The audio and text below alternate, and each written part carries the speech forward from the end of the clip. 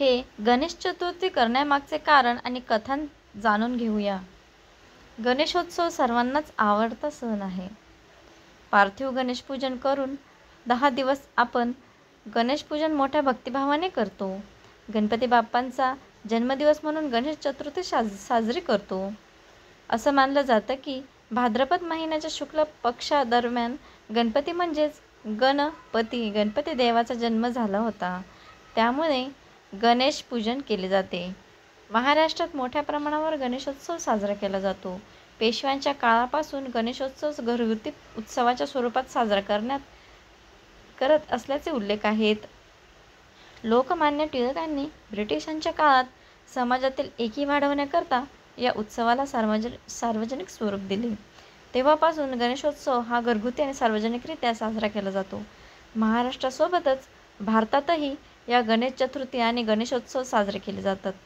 गणेश चतुर्थी व्रतकथा. शिवपुराणातील कथेनुसार एकदा पार्वती मातेने आंघोळीपूर्वी शरीरावर हळद आणि उटणं लावलं होतं. अंगावरील हळद आणि उटणं काढून माता पार्वतीने एक पुतळा तयार केला आणि त्या पुतळ्यामध्ये प्राण टाकले. अशा प्रकारे श्री गणेशांचा जन्म झाला. माता पार्वतीने आंघोळीला जाताना गणेश देवांना सांगितले की कोणालाही आत येऊ देऊ नको आणि दाराबाहेर देखरेख करण्यासाठी श्री गणेशांना बसण्याची आज्ञा केली होती. यावेळी भगवान शंकर आले, पण गणपती बाप्पांनी महादेवांनाही आत सोडले नाही. यानंतर भगवान शंकर संतप्त झाले आणि त्यांनी त्रिशूळाने वार करत गणपती देवांचं शिर धडापासून वेगळं केलं.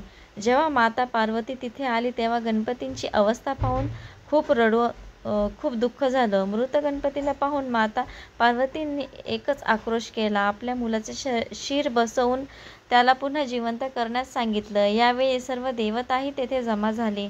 भगवान शंकरांनी आणि भगवान विष्णूंनी उत्तरेकडे तोंड केलेल्या बालकांचं शिर आणण्याचा आदेश दिला. बराच वेळ जंगलात भटकल्यानंतर एक हत्ती सापडला आणि हत्तीचं शिर कापून आणलं. यानंतर शंकरांनी ते शिर गणपतीच्या धडाला जोडून त्यामध्ये प्राण फुंकले.